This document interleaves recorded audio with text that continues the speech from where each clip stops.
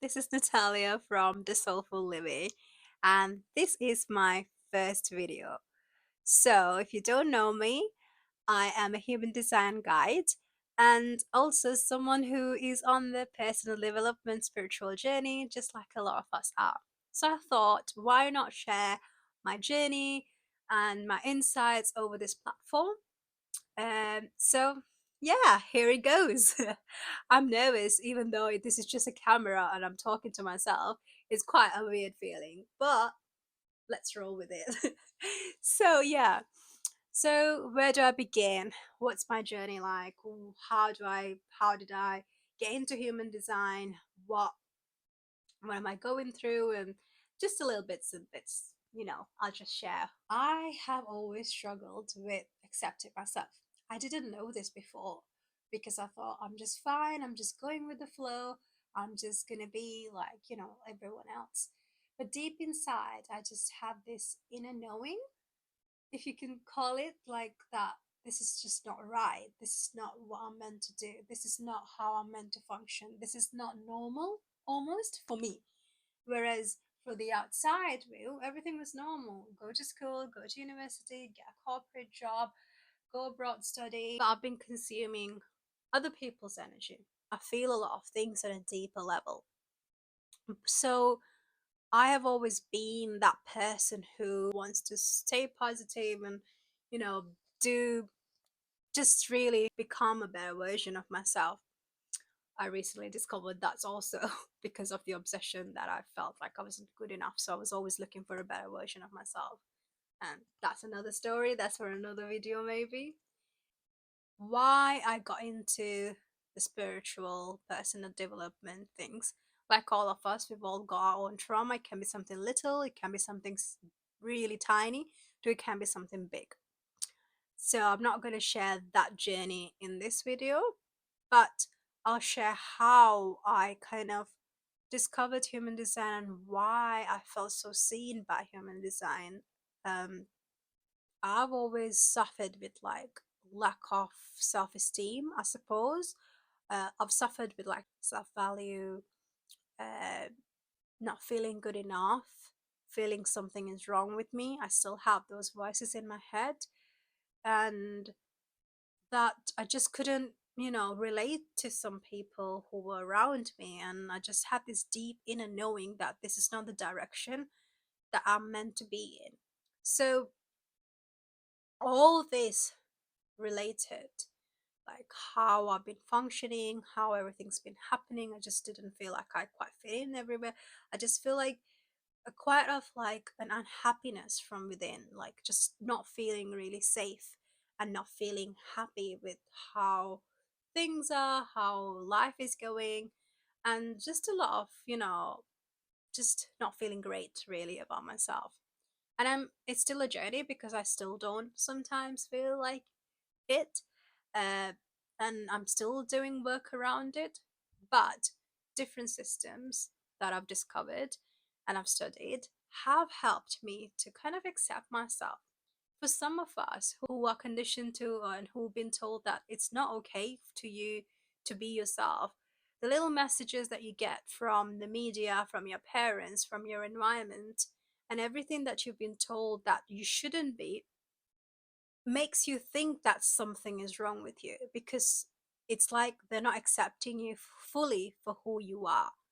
They're telling you to be someone you're not. And that detachment with who you are designed to be, versus someone telling you who to be, it's that in itself did a lot of damage, has done a lot of damage to myself. But, I'm on my healing journey. I'm so much better. I have more confidence. I have done a lot of work, and it's possible really to get into the other side of healing. So, this deconditioning path is all about like getting to know yourself from the beginning, who you were born to be, not who you were conditioned to be. And in that journey, human design has been an eye opener. Astrology, I use a lot of astrology, human design, numerology, anything like psychology, shadow work. Like I'm into everything really, because I just can get quite obsessed with it all, but I try to calm down.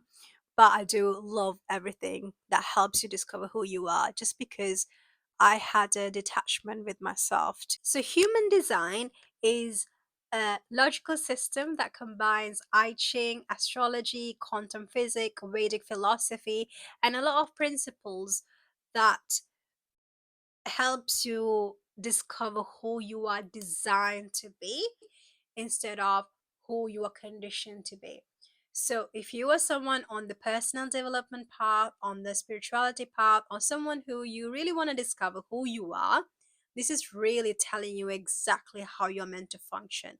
It's not easy because we are conditioned and we've been programmed to be someone who we are not designed to be. But for you to thrive, achieve success in whatever film it is, for you to have a peaceful life, for you to be surprised by life, for you to have satisfaction in life, all those comes from you really living your authentic self. And for you to live your authentic self, I believe, is through human design and how we're meant to function. It's you should just play with it and see how you actually do attract better, and how you heal better, how you actually go about life is a little bit better. It becomes easier, and it's a combination with a lot of things. I don't think human design itself, just using that system itself, is actually gonna help you, you know just really go to the other side of like really developed person. I think you have to do some kind of inner work, but it's actually telling you, like it's right there telling you like how your energetic mechanics is meant to function. So there are 5 types of energy types, and the most prominent is like the highest percentage of an energy type. Take these numbers with a pinch of salt. It's like around 33% of generators, and it's around 33% of manifesting generators. So in combination of that, because they are energetic, really function in a similar way, so it's around 66% of sacral beings, which are like energetic beings who are thriving through doing things that they love doing to actually get physical work done. Um, so it's 66% touch of that.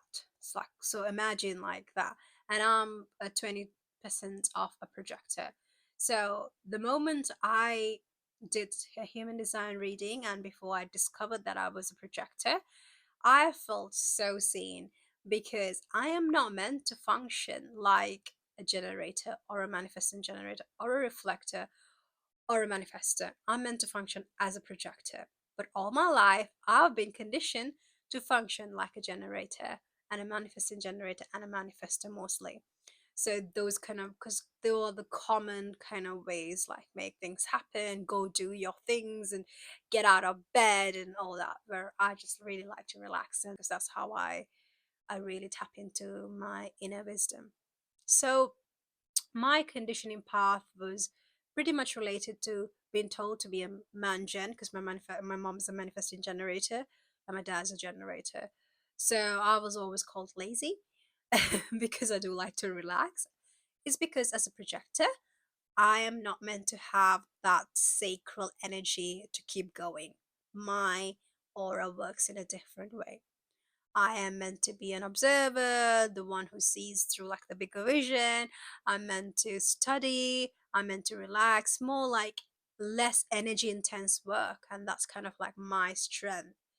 So, because I've not played to my strengths and I've kind of forced myself to be someone I'm not, is a reason for my traumatic events, as we say, is because I've been forced to be someone I'm not. The programming, the message that I got was that I'm not good enough because of all these ways, because I'm slow, because I'm just in my own zone, and all these kind of things. Because of that, I've been conditioned.